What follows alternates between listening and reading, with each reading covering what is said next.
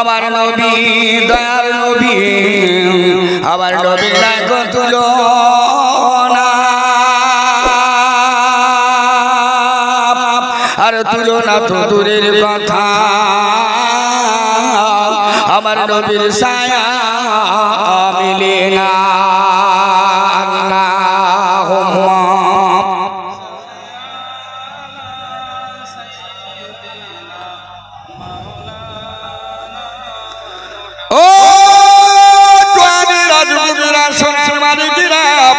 বৈশাখ এলাকার জওয়ান যুবকেরা, সংগ্রামপুর এলাকার ভাইরা বন্ধুরা, আজকের আল্লাহ পাকের রহমতের মজলিস, গতকাল পানির জন্য জলসা হলো না, আজকের মাহফিলে দ্বারা এসে গেছে, সন্ধ্যা থেকে পর্যন্ত মাহফিল দ্বারা এসে গেছে। আবার নবী পাক জানিয়ে দিলেন, মাজলিসান ফাকার খায়রুম মিন ইবাদাতি সিদ্দিনা সানাতান। হে জওয়ানেরা, যুবকেরা, হে সোনার মানিকেরা, একটা মাস সন্তানের রোজা রেখেছো, একটা মাস ইফতার করেছো, একটা মাস সেহরি খেয়েছো, একটা মাস তারাবি পড়েছো, একটা মাস তাহাজ্জুদ পড়েছো, একটা মাসের ভিতরে সবে কদরের নামাজ আদায় করেছো, ঈদুল ফিতরের নামাজ আদায় করেছো। এ মাহফিলে একটা ঘন্টা সময় দেওয়ার বিনিময়ে আবার নবী বললেন, নামায় আবার নামায় ওই ব্যক্তির জন্য 60 বছর নফল ইবাদতের সওয়াব আমার আল্লাহ পাক নসিবে কবুল করে দেবে। জোরে বলে, একটু সবাই মিলে বলে, খোদার কসম একবার সুবহানাল্লাহ বললে আসমান আর জমিনের ফাঁকা জায়গা আল্লাহ নেকিতে ভরিয়ে দেবে। একটু জোরে বলে, আর একটু জোরে বলে।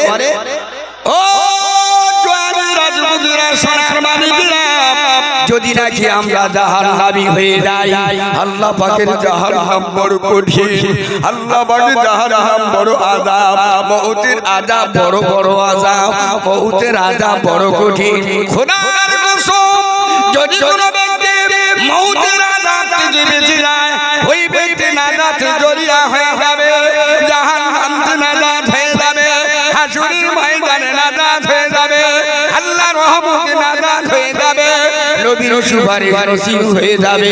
এই মাহফিলের ওসিলায় যদি আল্লাহর দরবারে কবুল হয়ে যায়, এক মিনিট বুঝার বিনিময়, এক সেকেন্ড বুঝার বিনিময়, ওয়ালিমান খাফা মাকাম রাব্বিহি জান্নাতান, আল্লাহ জাহান্নামের ভয়। এ মাহফিল, এ কোরআনের মজলিস, হাদিস শরীফের মজলিস, নবীয়ানা মজলিস, এই দরবারে যদি আল্লাহর কোন বান্দা বান্দীরা এক ফোঁটা চোখের পানি ঝরিয়ে দেয়, আবার আল্লাহ পাক নামায় আবার নামায় জাহান্নামটা হারাম করে দিয়ে আমার আল্লাহ পাকে বেহেশতে ওয়াজিব হয়ে যাবে। জোরে বলো, আর একটু সবাই বেরে বলো। এমন আওয়াজ তাকবীর দেন যারা রাস্তায় আছে, হয় ওরা বাড়ি যাক, মাহফিলে বসে থাকে, হয় বাড়ি যাক, মাহফিলে বসে থাকে। 1 টাকা হারিয়ে গেছে, 2 টাকার মোমবাতি জ্বালিয়ে খুঁজতে গেছে, লাভের জায়গায় লসের আন ফেলেছে। পৃথিবীর এমন কোনো মানুষ নাই যে লস হয় আর লসটাকে নিয়ে সমনে সদারে বাড়ি চলে যায়, সম্ভব নয়। অতএব পৃথিবীর কোন মানুষ লসের আরে ফেলতে পারে না। এত গোমরা মানুষ যে 1 টাকা হারিয়ে গেছে, 2 টাকার মোমবাতি জ্বালিয়ে খুঁজতে গেছে, এরকম গোমরা দুনিয়ায় কেউ নাই। অতএব যতই গোমরা হোক, সে যদি তাকে টাকা দেওয়া হয়, যদি বুঝতে না পারে, গুনতে জানে, কম দিলে বুঝতে পারে। অতএব আমরা সে মানুষ নয়, বিশ্বস্ত আল্লাহর ভালোবাসার মানুষ, আল্লাহর নবীর প্রেমিক মানুষ, আল্লাহর নবীর উম্মত, আল্লাহ পাকের বান্দা। এ মাহফিল আল্লাহর রহমতের মজলিস, এ মজলিসে বসলে বান্দার বিগত জীবনের গুনাহ আল্লাহ maaf করে দেয়। একটু জোরে বলো, আর একটু জোরে বলো, নারে তাকবীর, আর একটু জোরে বলেন নারে তাকবীর। জান করে একবার আল্লাহুম্মা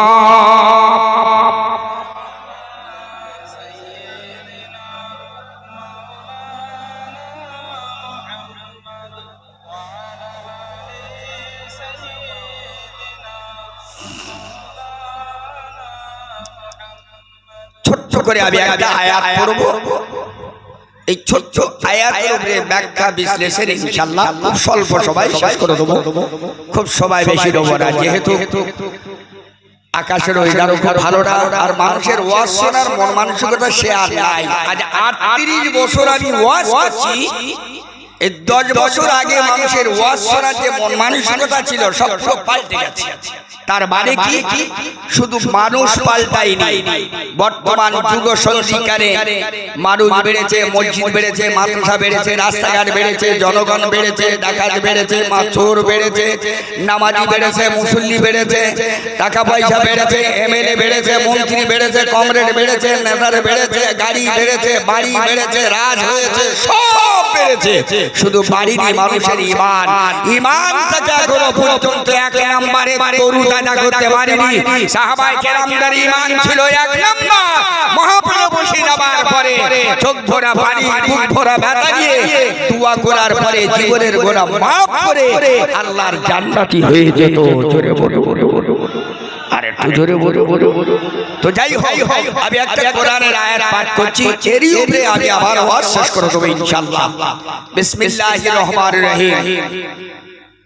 তাবারাকাল্লাযী বিয়াদিহিল মুলকু ওয়া হুয়া আলা কুল্লি শাইইন কাদির। আল্লাযী খালাকাল মাউতা ওয়াল হায়াতা লিয়াবলুয়াকুম আইয়ুকুম আহসানু আমালা। 29 পারা 255 নম্বর সূরা আয়াত। এই আয়াতের ব্যাখ্যার পরিপ্রেক্ষিতে তাফসীরে জিলালুল হক, তাফসীরে হাক্কানী, তাফসীরে বাইসাবি, তাফসীরে ইবনে কাসির, বিভিন্ন তাফসীর থেকে এই আয়াতের ব্যাখ্যা বিশ্লেষণ একটা ঘটনা করেছে। আল্লাহ বললেন তাবারাকাল্লাযী বিয়াদিহিল মুলকু ওয়া হুয়া আলা কুল্লি শাইইন কাদির।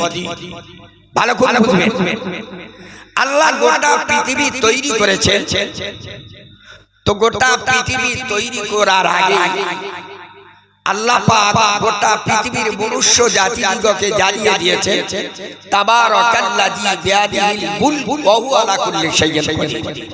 আল্লাহ বলছেন আমি তো পবিত্র, আমি হলাম বিয়াদিহিল মুলক, গোটা পৃথিবীটা আমি আল্লাহ আমার কুদরতি হাতের ক্ষমতায়। একটু আস্তে করে বলবেন, আর একটু মহব্বতে বলবেন। ওহু আলা কুল্লি শাইইন কাদির,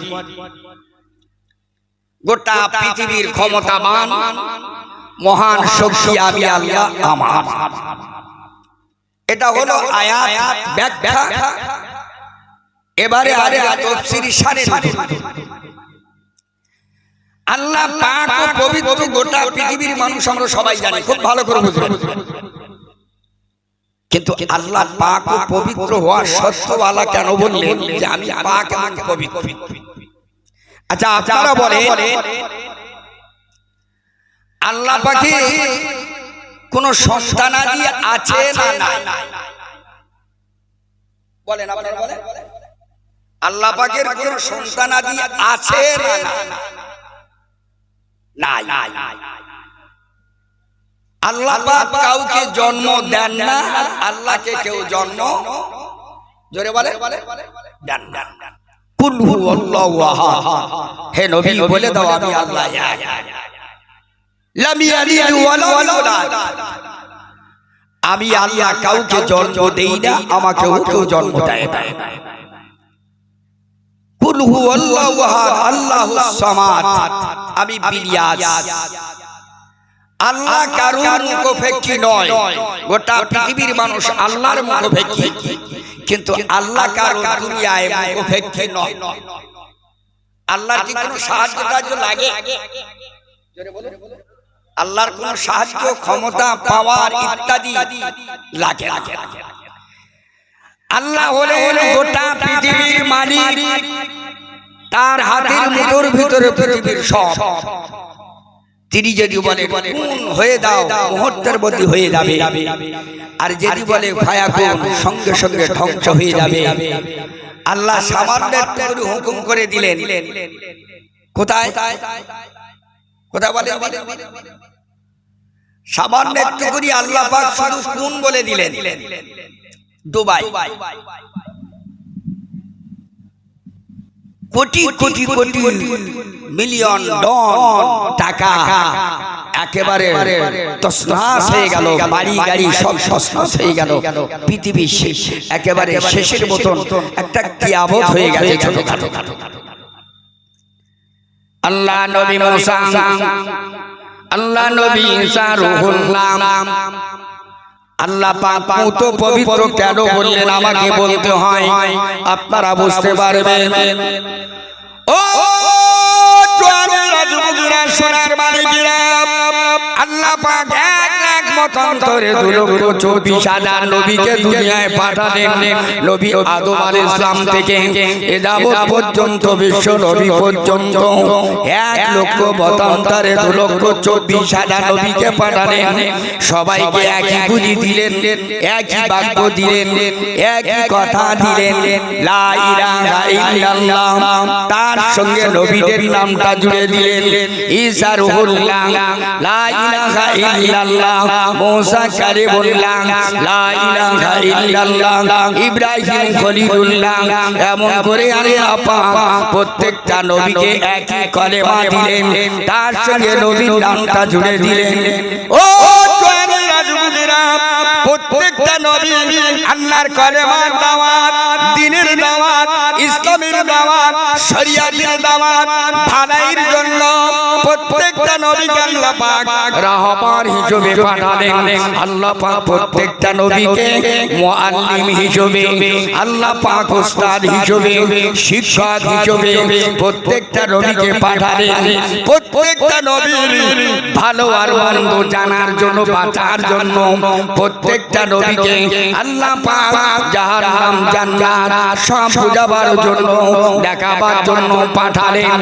আল্লাহ নবী মুসা, আল্লাহ নবী ঈসা রূহুল্লাহ কালেমার দাওয়াত দিলেন। মুরিদ মুতাকিনগণ, তার উম্মত উম্মতানিরা ঈসা নবীকে বলতে লাগলো, হে নবী ঈসা, তুমি তো আমাদের নবী, মেনে নিলাম, কিন্তু একটা কবর দেখতে পাচ্ছ, ওই কবরটা একজন ব্যক্তি কবর খানি আছে, কবরের ভিতর দিয়ে ওই ব্যক্তিটাকে তুমি যদি তুলে সালাম দেয় তোমাকে, তাহলে বুঝতে পারবো তোমাকে নবী বলে। যদি মেরে নাই, এক মুহূর্তে আমরা নবী বলে তোমাকে মেরে নেব। ও আল্লাহ বলেন, নবী নবী ঈসা রূহুল্লাহ, আল্লাহ নামাজে সিজদায় পড়ে গেল। আল্লাহর নবী, আল্লাহর ঈমানদার, আল্লাহর মুমিন বান্দা, আল্লাহর ওলি যারা, আল্লাহর খাঁটি ঈমানদার যারা, এরা যখন কোনো বিপদে পড়ে যায়, মুসিবতে পড়ে যায়, সমস্যার সম্মুখীন হয়ে যায়, ওই ব্যক্তি নামাজের তেলাওয়াত করে, নামাজের সিজদায় রত হয়ে যায়। আল্লাহ নবী বললেন, বান্দা যদি পাহাড় পাহাড় পরিমাণের সমস্যায় পড়ে যায়, গুনার পাহাড় ঘুরে ফেলে, ওই ব্যক্তিটা যদি সিজদায় আমার কাছে এক ফোঁটা চোখের পানি ধরিয়ে দেয়, আমি আল্লাহ তার সমস্যার সমাধান করে থাকি। জোরে বলো। নবী ঈসা রূহুল্লাহ নামাজে সিজদায় বললেন, ও আমি ঈসা রূহুল্লাহ নবী, আমাকে নবী বলে মানতে চায় না। আল্লাহ আমাকে পরীক্ষার সম্মুখীন হয়ে গেলাম। আল্লাহ পাক তুমি আমাকে কুদরতি ক্ষমতায়, আল্লাহ তুমি আমাকে দেখিয়ে দাও। আল্লাহ জিবরাইলকে বলে দিলেন, ও জিবরাইল, আমার ঈসা রূহুল্লাহর কাছে দাও, ওই কবরে দাঁড়িয়ে বলো, বিদিনিল্লাহ, আমি আল্লাহ পাক আমার হুকুমে ওই মুর্দা ব্যক্তিটা, মৃত্যু ব্যক্তিটা জান্নাত হয়ে যাবে। জোরে বলো। প্রত্যেকটা নবীকে আল্লাহ মুজিজা দিয়েছিলেন, কারো 10টা, কারো 20টা, কারো 100, কারো 200, কারো 500, কারো 1000, কারো 1500, 2000, কিন্তু আমার বিশ্ব নবীকে মুজিজা দেওয়া হয়েছিল 24,500। একটু আস্তে বলবেন। 34,000 মুজিজা আল্লাহ আমার নবীকে দিয়েছিলেন। ঈসা রূহুল্লাহ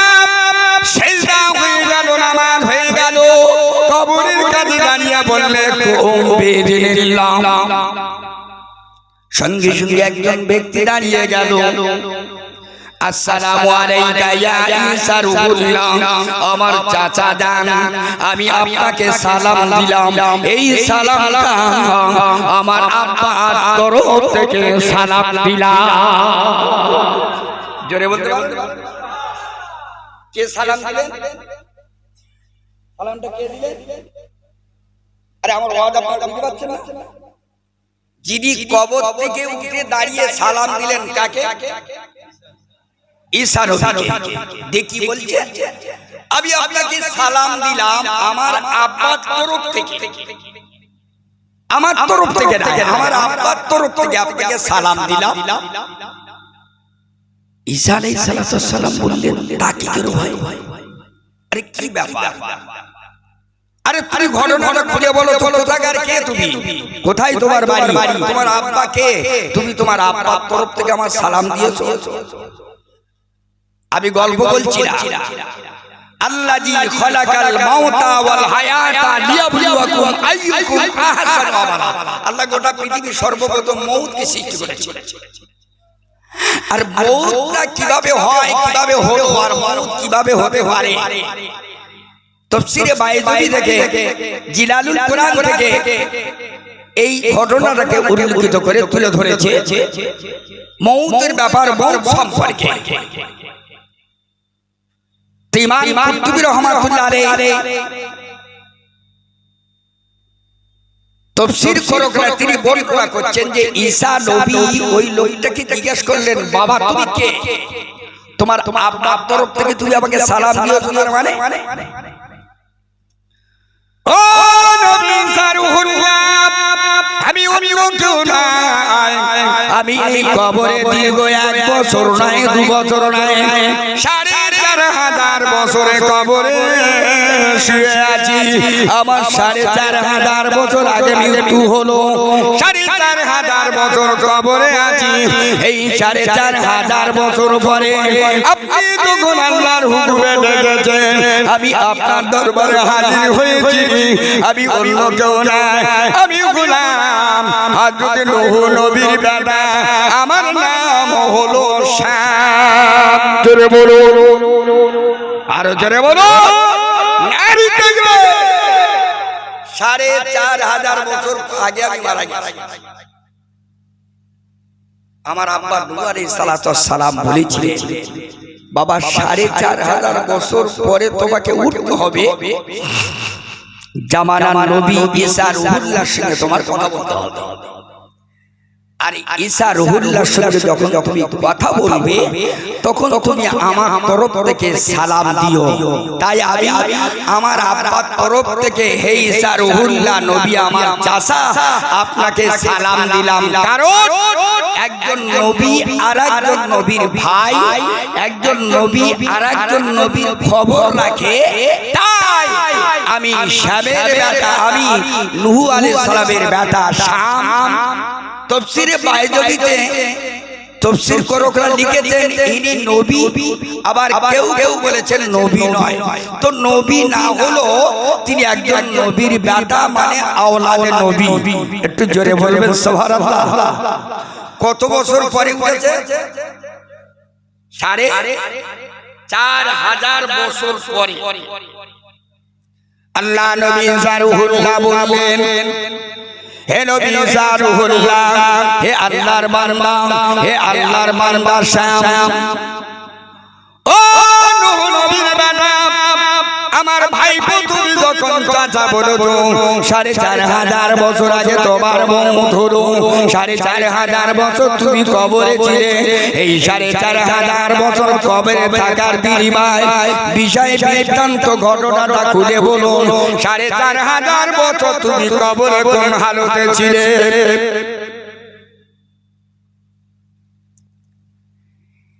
ঈসা আলাইহিস সালাম আপনারা জানেন গোটা পৃথিবী যত নবী এসেছেন, নবী আদম আলাইহিস সালাম থেকে এই পর্যন্ত যত মানুষ দুনিয়ায় এসেছে, তার ভিতরে কয়জন শিশু বাচ্চা সাক্ষী প্রমাণ সহ কথা বাক্য কথা বলেছে কজন ব্যক্তি বলতে পারবেন আপনারা? কেউ যদি বলতে পারেন আমি 10 টাকা দেব। যে এ হলো ওয়াজ শোনালো, এই হলো ওয়াজ শোনালো, ওয়াজ শুনেছে পড়েছে, এর নাম হলো ওয়াজ শোনালো। আমি 10 টাকা দেবো বলি যখন ইনশাআল্লাহ গিয়ে পিছিয়ে তো বসে, এটা তো নাজায়েজ হারাম নয়। অতএব এটা আপনাদের আগ্রহ বলাটা, এর নাম হলো ওয়াজ। জীবনে ওয়াজ বহু শুনছে, সারা রাত মোবাইল ছেড়ে ওয়াজ শুনে ঘুমোচ্ছে, সকালবেলা ওয়াজ করে করে করে মোবাইল বন্ধ হয়ে গেছে। তুমি জিজ্ঞাসা করো যে সারা রাত কি ওয়াজ শুনলি? একটা ওয়াজের কথা যদি বলতে পারো আমি কান কেটে দেবো। সেদিন ওয়াজ ওয়াজের ভ্যারাইটি বেড়েছে। আজকের জলসায় কিচ্ছু না হলে আর দুদিন ধরে জলসায় আইডিয়ার জলসা করছে, খুব কম হলো অন্তত 1 লাখ টাকা খরচ আসছে। আচ্ছা, যে কজন মানুষ আপনারা এসেছেন যদি 1 লাখ টাকা এই কজনকে যদি ভাগ করি আমার মনে হয় কত টাকা করে হবে বলে মনে হয়? আমার মনে হয় 1000 টাকারও কম নাই। নামে তাল পুকুর ঘটি ডোবে না। আমরা যারা জলসা দেই 90%। গোটা পৃথিবী কিয়ামতের দিন সর্বপ্রথমের আমল হলো আল্লাহর কাছে 1 নাম্বার, সেই আমলের ঘাটতি নামাজ নাই। এই ওয়াজ দিয়ে লাভ হচ্ছে বক্তাদের, মাইকলা, জেনারেটর, প্যান্ডেল, এদেরই লাভ, শ্রোতাদের কোনো লাভ হয় না। আর তার মধ্যে কিছু কিছু জায়গায় কিছু কিছু কমিটির লাভ হয়, হিসাব টিসাব দিতে হয় না। 1 লাখ টাকা হলে ও 60-70 হাজার টাকা হিসাব দিলে ব্যাস বেকসুর খালাস হয়ে গেল। আপনাদের কিন্তু কথা বলিনি, কারণ বৈশাখ এলাকার মানুষের খারাপ বলা যাবে না। বৈশাখ এলাকার মানুষ সত্যিকারই ভালো। এটা আল্লাহর ওলি দাদা হুজুর কেবল রহমাতুল্লাহ আলাইহি রুহানি ফায়েজ, বৈশাখ আল্লাহ বাবা রুহুল আমিন রহমাতুল্লাহ আলাইহি রুহানি দোয়া।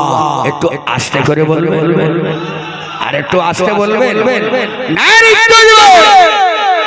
বৈশাখ এলাকার মানুষ দারুণ বোঝে, দারুণ শিক্ষিত, যথেষ্ট কোরআন হাদিস যথেষ্ট বোঝে। এখানে ভুল বললে ধরার মতো লোক আছে, আবার দক্ষিণে অতরাই। কিন্তু বৈশাখ এলাকার মানুষ আমি দেখেছি, যে বৈশাখ আল্লামা হুজুর কেবলা লিখেছে, যদি কোনো মুসলমান টিভি ভিডিও সিডিও রাখে আর সেই ঘরে 70 পর্দা মাটি তুলে ফেলে দিলে সেই ঘরে নামাজ কবুল হবে না। অথচ বৈশাখ এলাকার মানুষ সত্যিকারে খুব ভালো, এদের ঘরে আমার মনে হয় কারো টিভি ভিডিও রেডিও নাই। বৈশাখ আল্লামা হুজুর লিখেছে, বিয়ের পনের টাকার খাড়া যদি কেউ বিসমিল্লাহ বলে খায় ঈমান চলে যাবে। বৈশাখ আল্লামা হুজুর কেবলা লিখেছে, 1 লোকমা যদি কেউ হারাম খায় 40 দিনের ইবাদত বরবাদ হয়ে যাবে। তবে বৈশাখ এলাকার মানুষ সত্যিকার এদের ভালো, এরা সুদ খায় না, ঘুষ খায় না, মদ খায় না, তাড়ি খায় না, অন্যায় করে না, অত্যাচার করে না, মারামারি করে না, কাটাকাটি রাহারে না, রাহাজানি করে না, খুনোখুনি করে না, মার্ডার করে না। এরা শুধু আল্লাহর আল্লাহ। বৈশাখ আল্লামা হুজুর বলেছে, আমার বই তার বাড়ি থাকবে, আমি রুহুল আমিন মওজুদ আছি, আমার যেন স্মরণ করবে, ভালোবাসবে। আমি রুহুল আমিন, আমার রুহানি তাওয়াজ্জুহ ফায়েজ বৈশাখ আল্লামা হুজুরের তাওয়াজ্জুহ তার বাড়ি থাকবে। একটু জোরে বলো, একটু জোরে বলা যাবে না? তাই বৈশাখ এলাকার মানুষ একটু গোনাটোনা কম করে, তাই তো এত লোকের সমাগম। কুটুম দেখো বাড়িতে কি আসা এসে আর কি মরণ খাওয়া খাচ্ছে, কাঁসরে গিলে কায়দা করে কেউ বেরিয়ে পড়তে চান না, পাকার তলায় কেউ শুয়ে পড়ছে।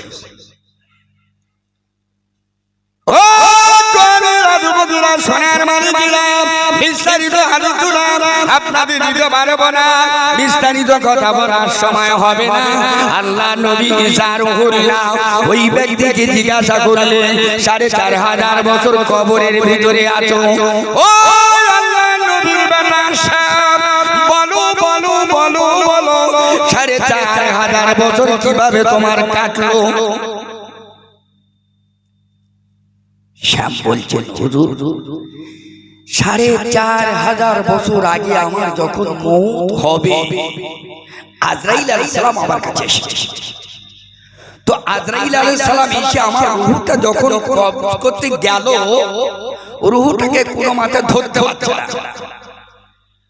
খুব কায়দা করে বগল দিয়ে একেবারে খুব কায়দা করে ঠেসে ধরে আমার রূহটাকে আঙুল গলিয়ে গলিয়ে এমন কষ্ট দিয়ে আমাকে বার করেছে ৪,৫০০ বছর আগে আমার মন হলো আজও পর্যন্ত আমার গোটা শরীরে একটা মানুষের জীবিত মানুষকে চামড়া ছাড়িয়ে যেমন নুন দিলে যেরকম হয় আমি সেই রকম দাস কষ্ট আমার হলো আজ পর্যন্ত ওই কষ্ট কিঞ্চিত পরিমাণ কমেনি। জানি না আল্লাহ কবে কিয়ামত দেবে, কিয়ামত পর্যন্ত আমার কতটা না জানি কষ্ট হবে। ভাই কিছু বুঝতে পারি আমি আল্লাহ নবী দিন দুনিয়ার বাদশা নবী আমার সোনার নবী বিছানায় সাজদায়িত অবস্থায় আম্মা জান ফাতেমা রয়ে গেল। আম্মা জান ফাতেমা দাঁড়িয়ে আছে, আম্মা জান আয়েশা সিদ্দিকার সঙ্গে বসে আছে। আল্লাহ নবী মাঝে মাঝে গোটা শরীরটা ঘেমে যায়, আল্লাহ নবী গোটা শরীরটা ঘেমে যায়, চোখ দুটো যেন লাল হয়ে যায়। আম্মা জান আয়েশা সিদ্দিকা রাদিয়াল্লাহু তাআলা আনহা আল্লাহ নবীর ঘামটা মুছে দেয়, আম্মা জান ফাতেমা ঘামটা যেন মুছে দেয়। আল্লাহ নবী এমন সময় দেখা গেল আম্মা জান ফাতেমা দেখতে পায় ঘরে দরওয়াজার একটা আওয়াজ হয়ে গেল। আল্লাহ নবীর বিবি আম্মা জান ফাতেমা বললেন, ইয়া রাসূলুল্লাহ, ইয়া হাবিবাল্লাহ, আমার আব্বা জান দিন দুনিয়ার বাদশা নবী আমার হুজুর বিবি মা করবে এই জন্য দরওয়াজায় যে ডাক দিল। দরজায় শব্দ করেছেন আব্বা জান, কে বলে? আল্লাহ নবী বলে দরজাটা খুলে দেখো। কি বাবা আওয়াজ করে এই মাইকলা কই গো, এই গজি মাইকলা কই বাবা, এই ভিতরে একটু অল্প করে হালকা করে কম করে দে বাপ, লোকের অসুবিধা হচ্ছে একটু, আবার হয়তো সুবিধা লাগছে কিন্তু লোকের শুনতে অসুবিধা লাগছে। বাবু আমার আলোচনা কি আপনার অসুবিধা বুঝতে পারছেন নাকি? অসুবিধা লাগছে কি? ওয়াজ শুনবেন কি না বন্ধ করব? হাত তুলে শুন রাখান না, ভিতরে ওয়াজ শুনবেন। নারে তাকবীর, নারে তাকবীর, নারে তাকবীর, জোরে জোরে জোরে জোরে লা ইলাহা।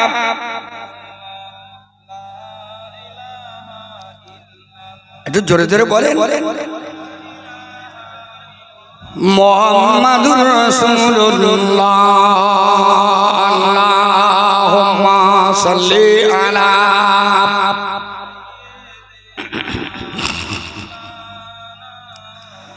ও জোয়ানের রাজপুতরা সোনার মানিকেরা, আল্লাহ নবী বললেন আম্মা জান ফাতেমা দরওয়াজাটা তুমি খুলে দেখো কে এসে ডাকছে। আম্মা জান ফাতেমা দরওয়াজাটা খুললেন। আম্মা জান দেখে ভয় পেয়ে গেল। আল্লাহ নবীকে বলতে লাগলেন, ইয়া রাসূলুল্লাহ, আবার আব্বা জান একজন ব্যক্তি দাঁড়িয়ে আছে, সেই ব্যক্তিটার এমন আকৃতি এমন সুরাত আমি যেন দেখতে পাই, আকাশে তার মাথা জমিনে তার পা, আমি তার চেহারাটা দেখে ভয় পেয়ে পেলাম। আব্বা ওটা কে হতে পারে? আল্লাহ নবী বললেন, ও বিবি ফাতেমা, উনি আর অন্য কেউ নাই, তোমাকে দিন করার জন্য এসেছে। উনি হলেন আজরাইল আলাইহিস সালাম। আল্লাহ নবী বললেন, মা দরওয়াজা খুলে দাও। দরওয়াজা খুলে দাও হলো। আল্লাহ নবীর কাছে আজরাইল আলাইহিস সালাম সালাম দিলেন। ও জওয়ানের রাজপুতরা, প্রত্যেকটা নবীর কাছে যখন আল্লাহ পাকের ফেরেশতা আজরাইল আসে আগে সালাম দেয়, সালাম দিয়ে তাকে অনুমতি নেন। শুধু নবীদের কাছে নয়, আল্লাহর মুমিন ইমানদার, আল্লাহ পাকের ওলি, আল্লাহ পাকের খাস বান্দা, আল্লাহ পাকের আউলিয়া কেরাম বান্দা, প্রকৃত খাঁটি মুমিন যারা হয় ওদের কাছে এসে আগে সালাম দেয়। সালাম দেওয়ার পরে তাদের কাছে অনুমতি নেয় জান কবজ করার জন্য। একটু আস্তে করে বলো, সবাই মিলে বলো। আল্লাহর মুমিনের কত দাম, কত পাওয়া।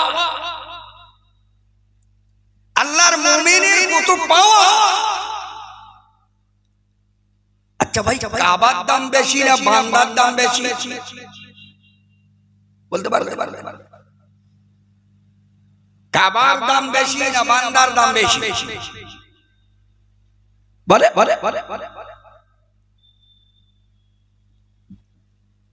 হযরত ওমর রাদিয়াল্লাহু তাআলা কাবা তাওয়াফ করছেন, দোয়া করছেন, হাজরে আসওয়াদে চুমা দেওয়ার জন্য খুব ছটফট করছে। আল্লাহ কয়েকবার আমাকে নিয়ে গেছে, আমি গেছি, দেখে লাল বাতি জ্বলে, ওখান থেকে শুরু। আল্লাহ নবী সাল্লাল্লাহু আলাইহি ওয়াসাল্লাম বলছে, ওমর তুমি এত ছটফট করছো কেন?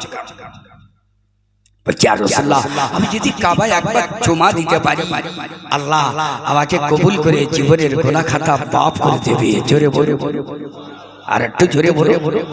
রাসূল বললেন, ইগফিরু লাহুল হজ ওয়া লিমান ওয়াইস্তিগফারা লাহুল হজ গুফিরা লাহু মা তাকাদ্দামা মিন জামবি। যদি জীবনের প্রথম কেউ একবার কাবা দর্শন করে, আল্লাহ তার জীবনের গুনাহ খাতা মাফ করে দেবে। একটু জোরে বলে। রাসূল বললেন, কাবা শরীফ দর্শনে জীবনে প্রথম যে দোয়া চাইবে, আল্লাহ ওই দোয়া তার কবুল করে নেবে। জোরে বলো। খালিমা ওমর আল্লাহর কাবা দর্শন করতে লাগলো, হযরত আসওয়াদে চুমা দেওয়ার জন্য লাগলো। আল্লাহ নবী বললেন, ও ওমর, কাবার কত দাম তুমি জানো কি?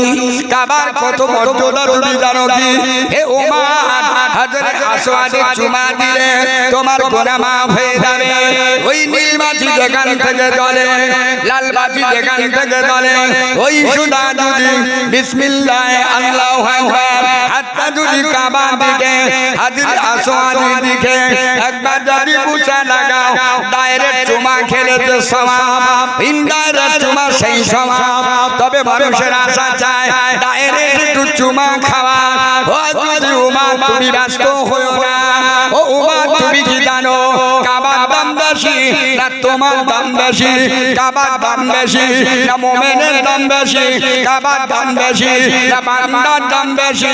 কাবার দাম বেশি না নবীদের দাম বেশি? কাবার দাম বেশি আল্লাহ ওয়ালার দাম বেশি? এ কুরবা ওমা শুনে নাও, আমি রাসূলুল্লাহ জানিয়ে দিলাম, আল্লাহ পাকের কাবা চাইতে একজন মুমিনের দাম আল্লাহর কাছে বেশি। জোরে বলতে পারেন না? কাবা চাইতে মুমিনের দাম বেশি। কুলুবুল মুমিনিনা আল্লাহ, মুমিনের অন্তরটাই আল্লাহর আরশ কাবা।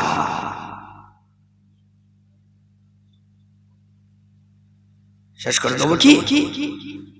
শেষ করলে ভালো হয় কি?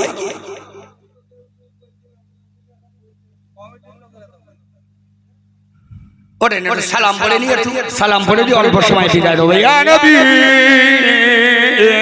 সালামু আলাইকা।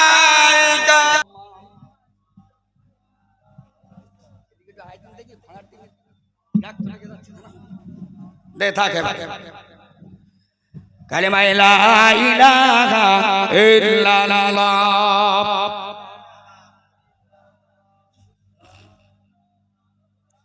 ও জোয়ানি রাজবুজুরা, সোনার মালিকেরা, আল্লাহ নবী দিন দুনিয়ার বাদশা দয়ার নবী আমার বললেন, আজরাইল আলাইহিস সালাতু ওয়াস সালাম নবীর কাছে আসেন, ইয়া রাসূলুল্লাহ হাবিবাল্লাহ, হুজুর বিয়াদবি মাফ করবেন, আমি আপনার কাছে এসেছি আপনাকে নিয়ে যাবার জন্য, আপনাকে অনুমতি চাই, আপনি যদি পারমিশন দেন তবে আমি আপনাকে আল্লাহর কাছে নিয়ে যাব। আল্লাহ নবী বললেন, জিবরাইল, ও আজরাইল, তুমি একবার আমার জিবরাইলকে খবর দাও। জিবরাইল আলাইহিস সালামকে খবর দেওয়া হলো। জিবরাইল আলাইহিস সালাম আসলেন। আল্লাহ নবী বললেন, ও ভাই জিবরাইল, আমাকে যাওয়ার জন্য আল্লাহ বলেছে, তাহলে কি আমি যাব? আল্লাহ জিবরাইল বলেছিলেন, ইয়া রাসূলুল্লাহ, ইয়া হাবিবাল্লাহ, ইয়া নবী আল্লাহ, ফালাউলা মুহাম্মদ মুহাম্মাদুন ওয়া মা খালাকতু আদামা বাইনাল মাই ওয়া তিন। ইয়া রাসূলুল্লাহ হাবিবাল্লাহ, আল্লাহ পাক আপনাকে যখন তৈরি করেছিল, হযরত আদম আলাইহিস সালামকে আল্লাহ যখন তৈরি করবেন বাইনাল মাই ওয়া তিন, পানি এবং মাটি দিয়ে তৈরি করা পূর্বে মুহূর্তে আল্লাহ পাক নবী আদমের আগে লক্ষ লক্ষ বছর আগে আল্লাহ পাক আপনার নূরকে আল্লাহ পাক আগে বানিয়েছে। একটু জোরে বলুন ইয়া রাসূলুল্লাহ হাবিবাল্লাহ, সবার আগে আল্লাহ পাক আপনার নূরকে তৈরি করলেন, আপনি সবার শেষে এসেছেন। ইয়া রাসূলুল্লাহ, আপনি যদি না আসতেন, নবী না হতাম, আসমান भी ना होता, नबी ना होता, पहाड़ भी ना होता, नबी ना होता, मक्का शरीफ भी ना होता, नबी ना होता, मदीना शरीफ भी ना होता, नबी ना होता, काबा भी ना होता, नबी ना होता, फरिश्ता भी ना होता, नबी ना होता, दुनिया भी ना होता, नबी ना होता, कुछ भी ना होता। चोरे बोलू आरो जोरे बोलो नारी तकबीर। नबी ना होले কিছুই হতো। ইয়া রাসূলুল্লাহ হাবিবাল্লাহ, আপনি যদি বলেন আমি আরো দুনিয়ায় কিছুদিন থাকবো, আমি জিবরাইল আল্লাহর কাছে পারমিশন আনবো। আল্লাহ নবী বললেন জিবরাইল আমি যদি কিছুদিন থাকতে চাই থাকতে দেবে, কিন্তু তারপরও কি আমাকে যেতে হবে? আল্লাহ জিবরাইল বললেন ইয়া রাসূলুল্লাহ আপনাকে যেতেই হবে, মরতেই হবে, মরণ অনিবার্য, প্রত্যেকেরই মরণ হবে, পৃথিবী জন্মেছে যে মৌত হবেই তার। আল্লাহ নবী বললেন জিবরাইল আজরাইলকে বলে দাও পারমিশন দিয়ে দাও, আমি রাসূলুল্লাহ আমার আল্লাহর মোলাকাতে যেতে চাই। জোরে বলুন। আজরাইল আলাইহিস সালাম আসলেন নবীর কাছে। আল্লাহ নবী বললেন আজরাইল তোমার কাছে আমার একটা কথা, মৌতের আগে তুমি আমাকে যখন জানটা কবজ করবে, তবে জানটা কবজ করার সময় আমি কেমন করে মরবো, আমার জানটাকে কবজ করবে তুমি আগে একটু পরীক্ষা করে নাও, আগে একটু পরীক্ষা করবে, পরীক্ষা করার পরেই তারপর তুমি আমার জানটা কবজ করে নিয়ে যাবে। অনেক কথা আমি সেই তাফসীরের কথার ভিতরে রয়েছি। আল্লাহ জি খলাকাল মাউতা ওয়াল হায়াতা লিয়াবলুয়াকুম আইয়ুকুম আহসানু আমালা। বাইজবি শরীফ তাফসীর করক লিখেছে যে আল্লাহ রাসূলের বুকে যখন আজরাইল আলাইহিস সালাম হাতটা দিয়েছে, আল্লাহ রাসূল বলেছেন দাঁড়াও আজরাইল তুমি আমার উম্মতের জানটা এইভাবে কবজ করো।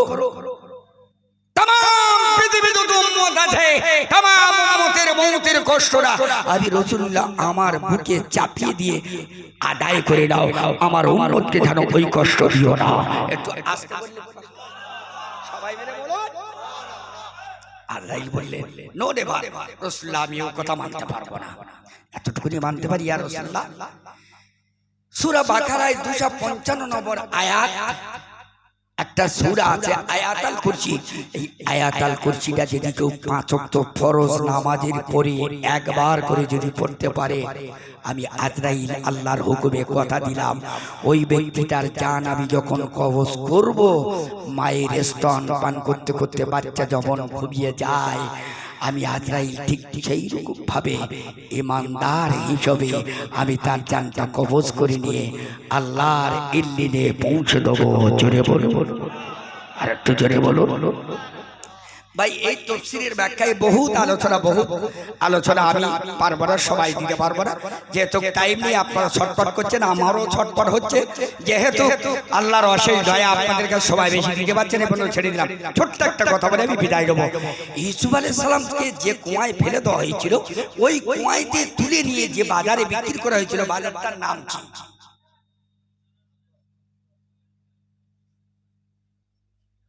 সে বাজারটার নাম মিশরে বাজার। গুড। এই মিশরে বাজারে ইউসুফ নবীকে বিক্রি করা হচ্ছে।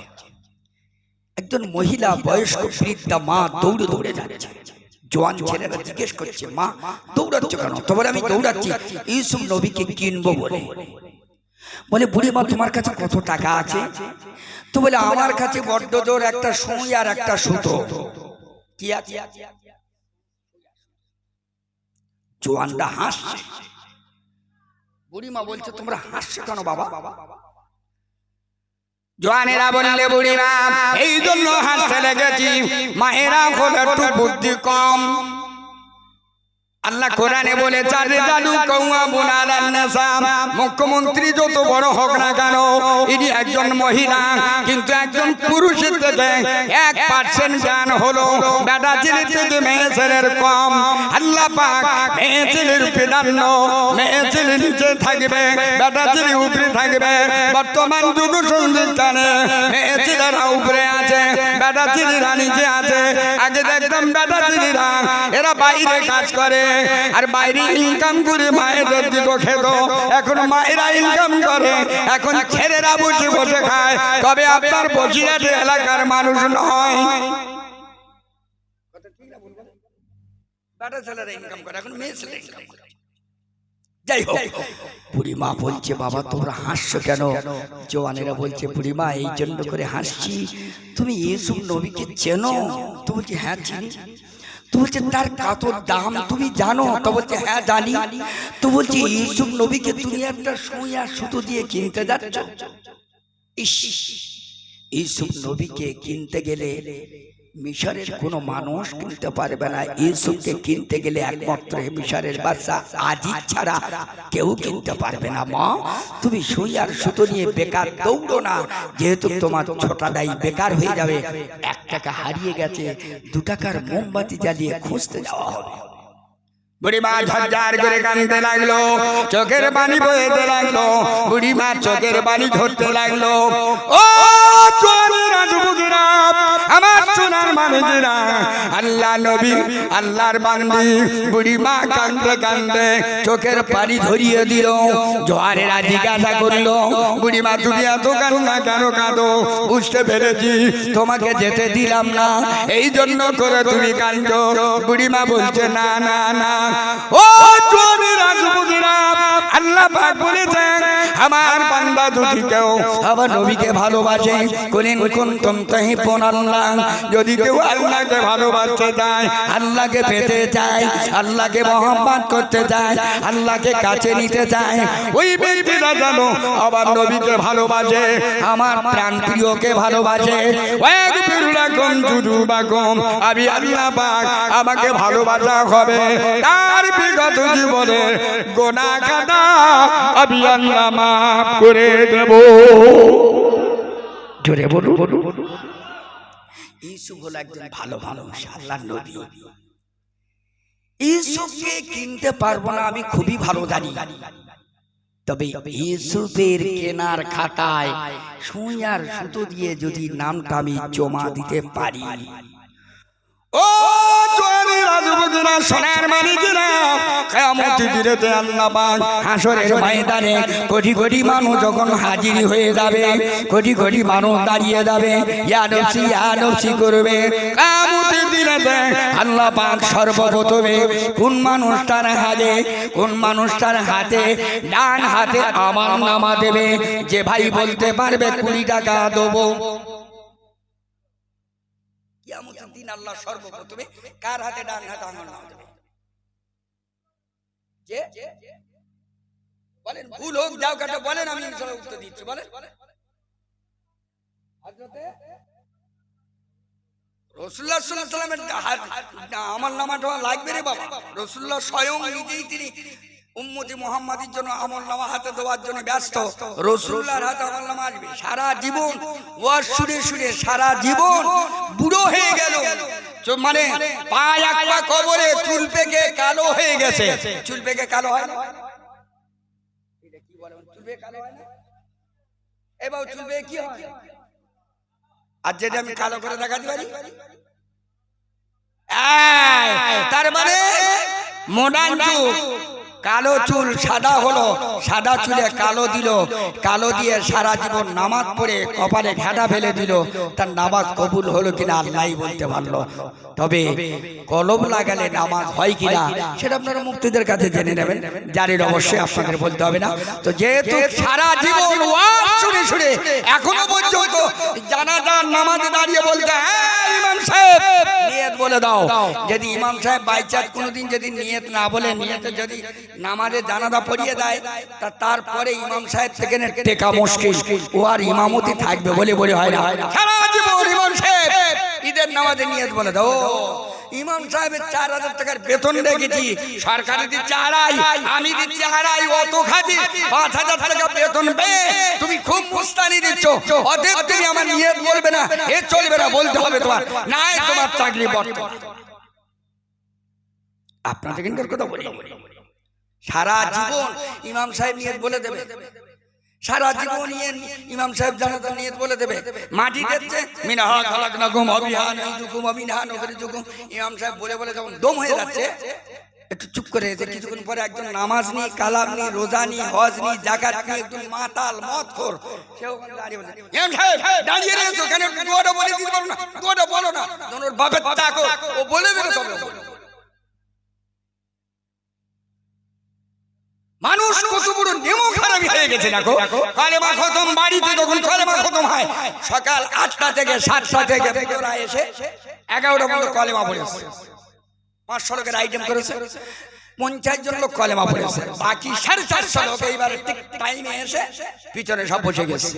এবার ইমাম সাহেব দোয়া করতে যাচ্ছে, জিয়ারত করতে যাচ্ছে, জিয়ারত করে ফিরে আসতেছে। এখন যারা প্রথম কাতারে ছিল জিয়ারতে তারা প্রথম কাতারে দাঁড়িয়েছে না দ্বিতীয় কাতারে শেষের দিকে দাঁড়িয়েছে, তাদের শেষ না, তাদের প্রথম কাতার। এখন প্রথম কাতার ভেঙে আসতে গিয়ে মাল যারা পিছনে ছিল এই জায়গা খালি ছিল, কি হবে বলেন? কোথায় বুঝে না নাকি, জায়গা তো বুকিং হয়ে গেল, কারা বুকিং করেছে? এই জায়গা বুকিং করেছে কারা? কত বড় নেমো খারাপি চিন্তা কর। সকাল থেকে পড়ে পড়ে ওদের নাজাল হয়ে গেল, ওরা ফেরত পেল না, হা করে দাঁড়িয়ে রে তারা মরণ খসে গয়জা করে দিলছে, মরণ খাওয়া হারাম খাচ্ছে শালা হারামিরা। এই তো আমাদের বর্তমান যুব সন্ধিকার পরিস্থিতি এই দাঁড়িয়ে গেছে। কটা কথা বলবো, আরে একেবারে ঘা ভরে গেছে, কত মলম দেবো, মলম দেওয়ার জায়গা দিয়া সব শেষ। হযরতে বুড়িমা তখন বলছে, বাবা এই যে আমি খাতায় নামটা দিলাম, কিয়ামতের দিন আল্লাহ যখন আমাকে হিসাব দেবে, নেকি আর বদি ওজন করবে, আমার যখন বদির পাল্লা ভারী হয়ে যাবে আল্লাহ আমাকে জাহান্নামায় দেবে। আমি বলবো, আল্লাহ পাক, আল্লাহ তোমার নবী ইউসুফকে ভালোবাসো, আল্লাহ তোমার ইউসুফ হলো নবী, আল্লাহ তোমার নবীর উম্মত আমি বুড়িমা, আমি জানি আমার সহিষ্ণুতায় ওই ব্যক্তির কাজ হবে না, কিনতে পারবো না, কিন্তু তোমার নবী হিসেবে ভালোবাসা আমি নামটা দিয়ে দিলাম উম্মতের খাতায়। নবীকে ভালোবাসলে জীবনে গুনাহ মাফ করে দেবে, জাহান্নাম হারাম করে দেবে। আল্লাহ পাক আমি নবী ইউসুফের ওই খাতায় নামটা দেওয়ার কারণ হলো আল্লাহ আমার নবীকে ভালোবাসা, তোমাকে ভালোবাসা, আল্লাহ পাক আমাকে কবুল করো, আমি জাহান্নামে যাব না। আল্লাহ পাক বলবেন, মালায়েকা ও ফেরেশতা জেনে নাও, আমি আল্লাহ পাক আমার নবী ইউসুফের ওসিলায় আমি ওর জীবনের গুনাহ মাফ করে দিয়ে আমার জাহান্নামটা হারাম করে দিলাম।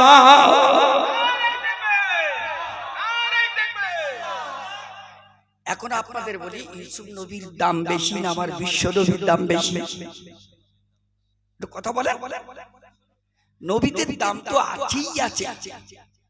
অল টোটাল যত নবী এসেছে গোটা পৃথিবী 2,24,000 নবীর ভিতরে 4 জন নবীকে আল্লাহ পাক 1 নম্বরে জায়গা রেখেছে। অল পৃথিবী যত মহিলা এসেছে সমস্ত মহিলাদের ভিতরে শিক্ষিত এবং বিশ্ব সুন্দরী হিসেবে আল্লাহ 4 জনকে মনোনীত করে বেছে নিয়েছে। অল পৃথিবী যত সাহাবা এসেছে সমস্ত সাহাবাদের মতন 4 জনকে আল্লাহ নির্বাচন করে নিয়েছে। অল পৃথিবী যত ওলি এসেছে 4 জনকে আল্লাহ নির্বাচন করেছে। অল পৃথিবী 12টা মাসে মাস করেছে, 12টা মাসের মধ্যে 4টে মাসকে আল্লাহ পাক নির্বাচন করে নিয়েছে। অল পৃথিবী যত বৈজ্ঞানিক এসেছে সমস্ত বৈজ্ঞানিক ভিত্তিতে 4 জন বৈজ্ঞানিককে একেবারে 1 নাম্বার ভিত্তিতে নিয়েছে। অল পৃথিবী গোটা যত নারী অতি সুন্দরী এসেছে 4 জনকে আল্লাহ নির্বাচন করে দিয়েছে। অল পুরুষের মধ্যে যত পুরুষ এসেছে আল্লাহ পাকের দরবারে অতি সুন্দর দেখতে নুরানি চেহারা 2 জনকে আল্লাহ নির্বাচন করেছে। অল পৃথিবী যত মানুষ এসেছে বাদশা হিসেবে আল্লাহ যাদের কবুল করেছে অল গোটা পৃথিবী জুড়ে 4 জন বাদশাকে আল্লাহ নির্বাচন করে 1 নাম্বার আল্লাহর কাছে কবুল করে নিয়েছে।